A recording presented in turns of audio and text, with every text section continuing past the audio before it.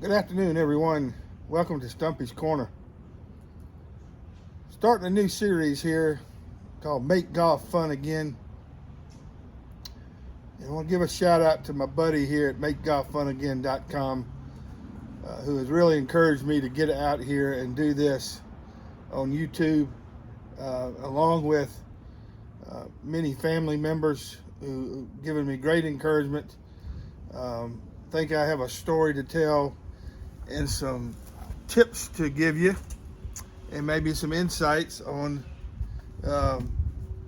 playing the game, watching the game, being a fan of the game for over 60 years.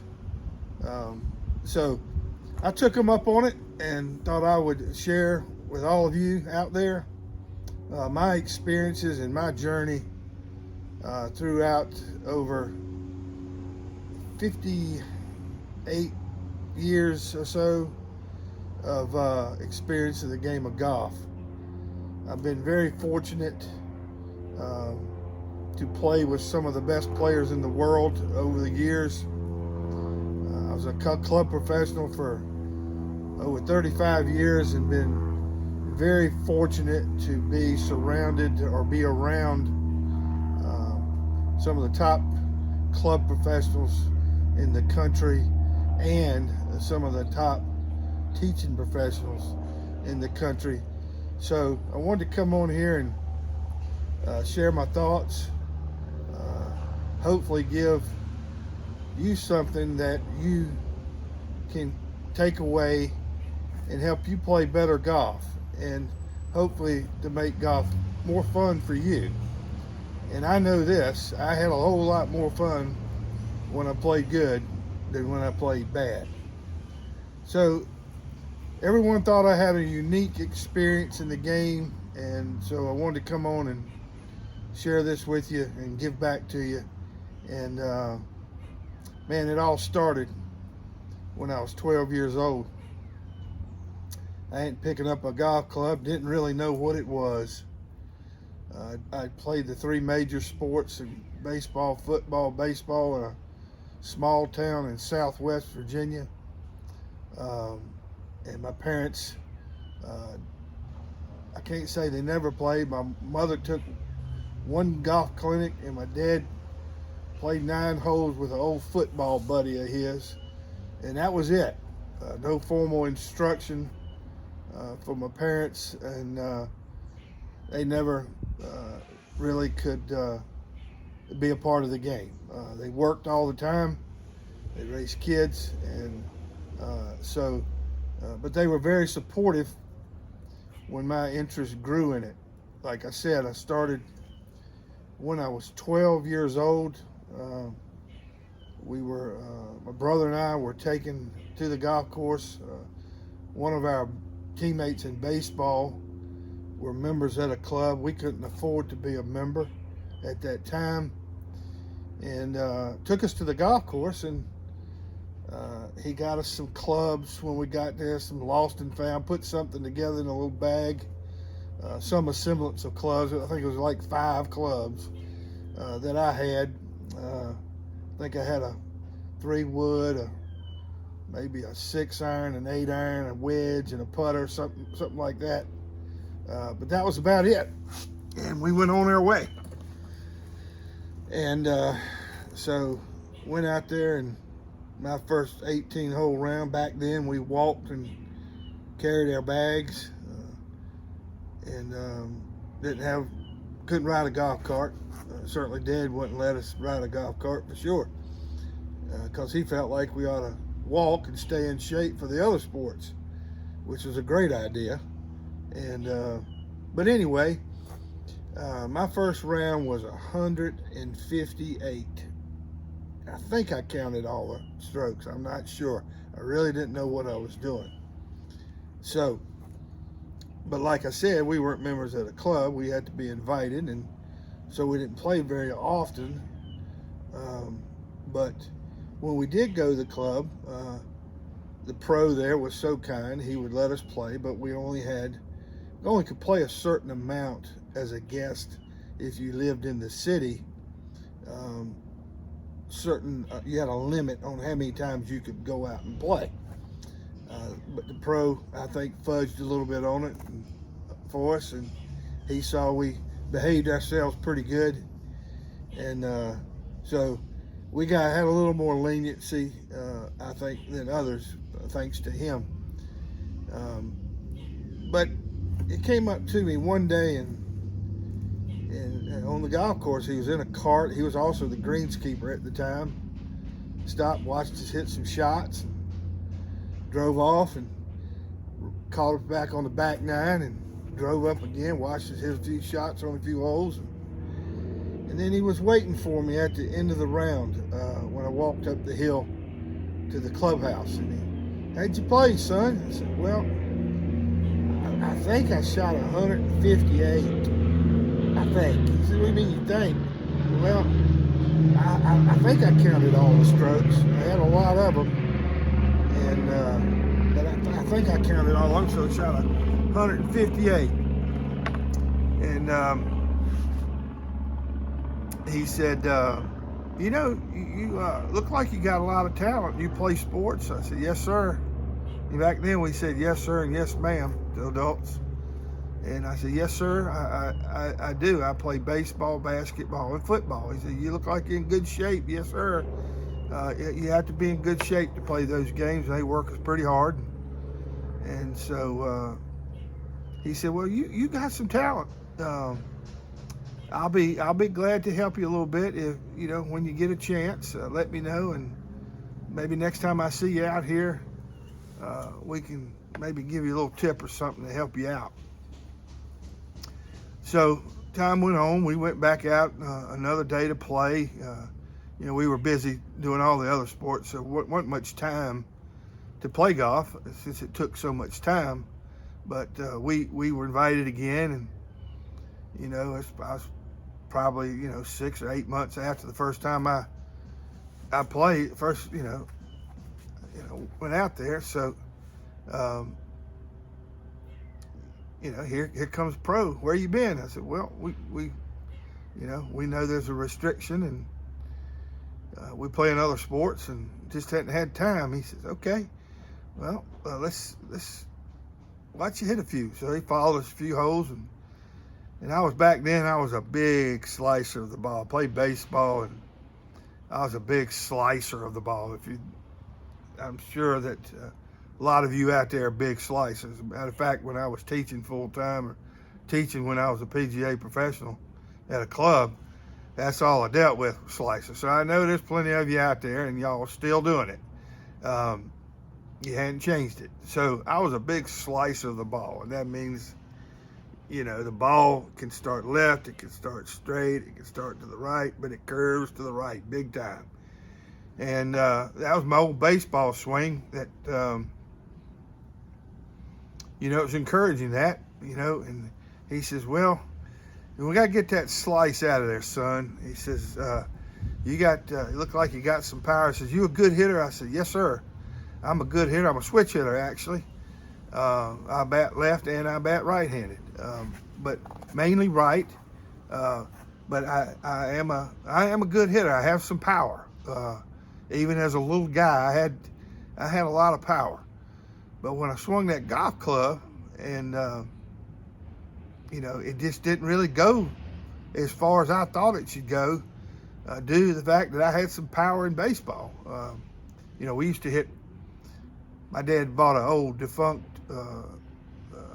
bat machine and a net, and we put it back together and put it up in the yard. We'd hit 500 baseballs a day. Didn't really know you had to hit golf balls for, you know, get better there, but it didn't take a rocket science really to figure that out. But so we hit 500 baseballs a day, or every other day, one of the two. So, you know, I hit a lot of balls with a round bat. And so he said, we got to get rid of that slice, son. You got to get more out of this shot. You're not very big. The course is pretty long, and we got to move that ball on out there. I don't care how it gets out there. Let's just get it out there. So I said, yes, sir, that sounds great. I'm all in for that, because everybody wants to hit it far, you know. And back then, I didn't really know, but it seemed like that was a cool thing to do, dunking a basketball, hitting somebody hard in football, or hitting a home run. So I figured the farther you hit it with a golf club was better. So he said, what we got to do is we got to get that club face square at impact, or even slightly closed at impact. Okay, what does that mean? I said, well, he says, I'm not going to tell you what it means, but I'm going to tell you what to do. So he changed my grip to a pretty severe, and got me hitting that ball to the left. It certainly wasn't going to the right. It was going so quick to the left, I could hardly even get a driver off the ground. And this was when I was 12 years, running close to 13 years old, and couldn't even get a driver off the ground. So I primarily play with my mother's 5-wood and some short irons and a wedge and a 9-iron, something like that, 8-iron. Primarily about 5 or 6 clubs, pretty much, that my mother had after she had that clinic, and some old Kathy Cornelius ceramic woods, heavy clubs, even for a woman back then. They were heavy. So he put these hands on there. He put those hands on there, and he turned those hands way over here. My top hand was way over here to the right, and the fingers, the V on the fingers on my hand were pointing way to my right shoulder. I had my right hand underneath like that, and my V on my right hand was pointing over here to my right shoulder. Boy, it felt terrible, just terrible. And so, he said, I tell you what we're gonna do, son. I'll see you in about 30 days, and we'll see how you're doing. So, didn't quite 30 days. I only probably played 2 or 3 times. Man, I was hitting it left. I was hitting it so far left so early it almost hit me in the ankle. It was that bad. Couldn't get it off the ground. It was terrible.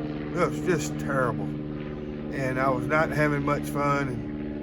But I stuck with it. I didn't change what he told me. I toughed it out. And so the next thing he said, well, are you hitting it to the left? I said, I'm hitting it to the left. I'm about to break my ankle. If I don't get out of the way of it, I'm going to break my ankle. So, so next thing you know, he says, well, it's about time to go to the second phase of this deal. And so we're running 13 years old, maybe. And he says, well, you play baseball, don't you, son? I think that's what you told me. I said, yes, sir, I do. He said, you know how to hit behind the runner? I said, yes, sir, I sure do. I practice that a lot in the bat machine. We hit to all parts of the field. And with those 500 balls we hit. He says, I know how to do that. So I kind of cocked my body to the right, had that same grip, didn't change my grip. I thought, man, I hope he changed my grip. But he didn't change my grip. And so he said, I tell you what, now hit behind the runner. So I knew what that was, runner on first base. And to hit behind the runner, you hit toward right center, right field. What you do. That's how you hit behind the runner as a right-handed golfer, a right-handed batter. So he said, now hit me one. Well, that didn't go very well. I kept trying and trying and trying, and kept hitting behind the runner, kept going. Well, next thing you know, the ball started coming up in the air a little bit, starting to hit it out there, maybe slightly, a little straighter and hooking, So he says, I'll see you in about 30 more days. I said, okay. So all I did was I had a strong grip, real strong grip. I think some people call it a motorcycle grip or something. I don't know, but it's a real strong grip. And I was hitting behind the runner. And that's what I did for the next 30 days. Have a strong grip, hit behind the runner, and from the batter's box, like I was in a batter's box, and that's what I did. Well, lo and behold, some started to get a little bit better. started to get a little bit better. So went along and played like that for quite a long time, and he said, stopped by and saw me again when I was playing. He goes, well, the great thing you've learned here, son, is you learn how to hit behind the runner with a square face. A golf club has a flat face on it. A baseball bat has a round barrel on it. So the goal with the grip was to teach me, you got to figure out how to get this face square that ball instead of wide open like that when you were hitting it. Okay? I'm pointing to the right when you were hitting it. Hitting glancing blows. So the grip allowed me to square the face, hit the ball with more pop to it. Wow. But what I understood was, as a kid was, wow, it makes sense. Because I'm normally swinging something that's round, hitting something round. In golf, you're hitting something that's flat. You're hitting something with something flat against something round. So those were the two tips I started with in golf. And, it's amazing. We had made some adjustments throughout the next year or so, and it's amazing how I went from 158, strong grip, hit behind the runner, and at 15 years old, I won the Virginia State Junior Championship, 18 and under, the biggest junior title in each state and in the state of Virginia. And unbelievably, I didn't know what we had done, but my brother and I both qualified for the United States Junior Championship up at Brook Lawn Country Club in New Haven, Connecticut.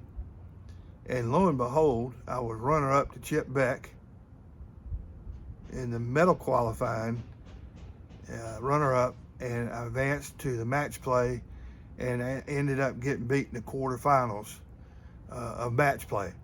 So I share that with you, not to brag, but I share that with you that I got some very simple tips that I had to struggle.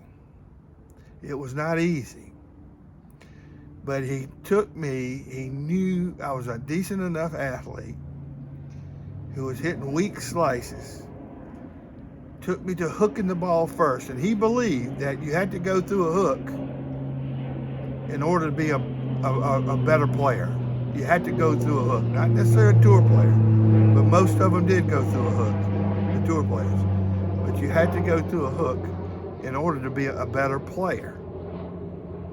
So that's what we did, but we didn't do anything fancy. Now, it wasn't easy. I practiced in the backyard, just swinging. I practiced with wiffle balls because, again, we didn't have a driving range. We did, but it was at the private club, and we when we did use the range, we were able to. We picked up all our range balls out of the creek and put them in a paper bag that Dad had at his grocery store. And we went down in the field and hit balls. Or we went in the backyard and just had a little sand wedge and just hit little chip shots with that grip and hitting behind the runner. So it's pretty fascinating. Nothing fancy. There wasn't any video back then or what, but it's pretty cool when you shoot 158 at 12 years old. You go through extreme grip change, and somewhat have some knowledge of the way the club should swing back into the ball, hit behind the runner.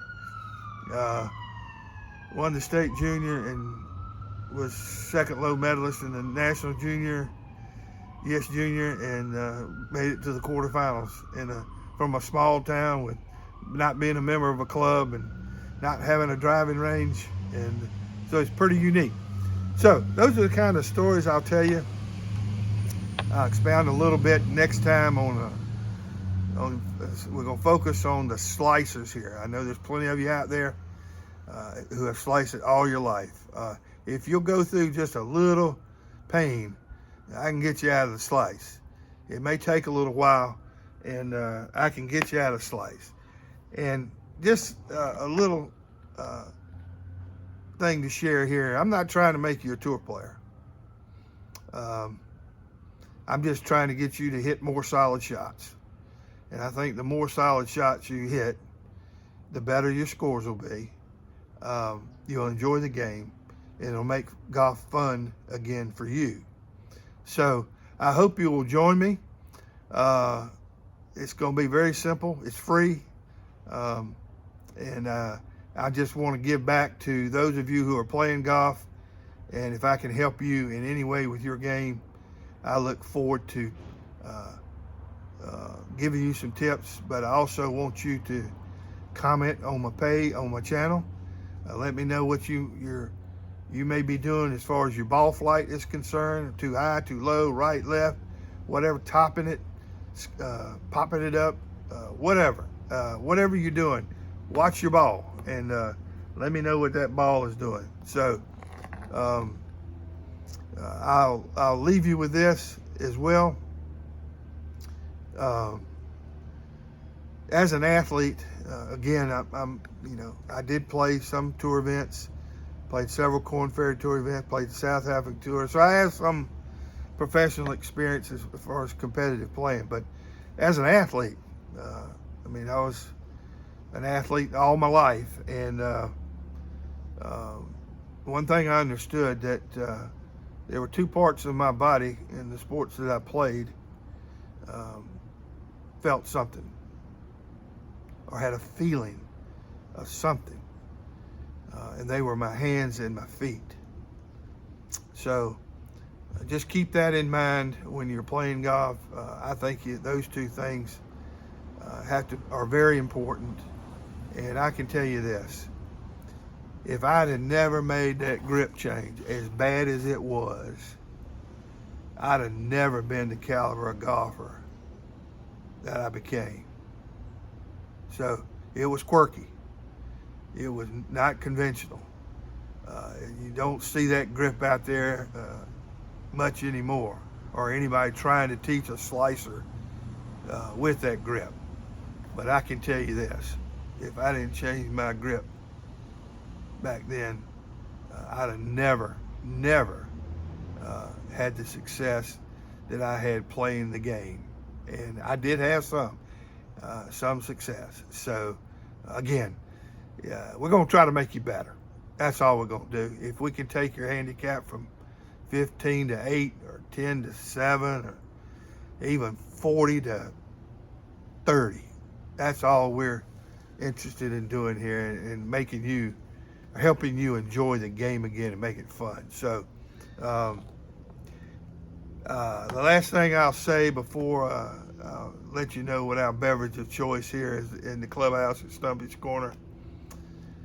One thing I will tell you this, there's been a lot of talk over the years, and there's no question that this is correct, that when you strike a ball, the grip into the club will be slightly in front of the ball when the club face is on the ball. The fancy term is shaft lean. So the grip into the shaft is always going to be in front of the club face when you strike the ball. Not before that. The grip won't be behind the club head except maybe on some specialty shots. But that is a fact. That is a fact. And I will say this. Not one time in my career in golf did anybody ever mention anything to me about the shaft leaning at impact. Not one time. Or nobody ever changed me or talked about it. Not one time. So I want you to think about that. How can I go from 158 when I started and to 67 years old, and not one person who saw me play or saw me hit balls or gave me a tip or anything talked about shaft lean? something to think about until I see you next time. Well, the beverage of choice here, and I'm going to have me a cold one after this taping, is the Kona Big Wave Liquid Aloha. So I encourage you to give it a shot. I enjoy it. It's a nice cold beverage on a college football Saturday, or even maybe a couple of them during a round of golf. So I hope you'll join me. We're going to focus on slicing the golf ball. I will go over a little bit more of how I was taught to get rid of the slice, and I hope it will help you. And that's the only goal here, folks. I'm not trying to make you a tour player, like I said. So come join me, share it with your friends that you play golf with. I hope you'll like, subscribe to the channel, and I look forward to you. Golf's right around the corner, and I look forward to talking golf with you this year. Should be an exciting year. We'll not only talk about golf swing, but if you have a topic you want me to talk about, please leave it in the comment section. I'd love to have a conversation with you. So all the best, and come back to see me. Hopefully the tip will be up by sometime this week. I've got to do some things out of town, but hopefully we can get to the tip toward the end of the week. If not, I'm going to start doing it, giving tips starting on definitely on Monday, but I'd like to get one out before the end of the week if I can. So good luck. Look forward to being with you for this 2026 golf season. It should be exciting, and enjoy it. It's a wonderful experience to play golf, and taught me a lot, and hopefully we can teach you some of those things that I learned over those 50 plus years of playing golf and being in the golf industry. So wish you the best, and God bless. Come back to see me, and please share, comment, like, subscribe, and let's get after it for 2026. Let's make you a better player, and let's make golf fun again for you and only you. So take care.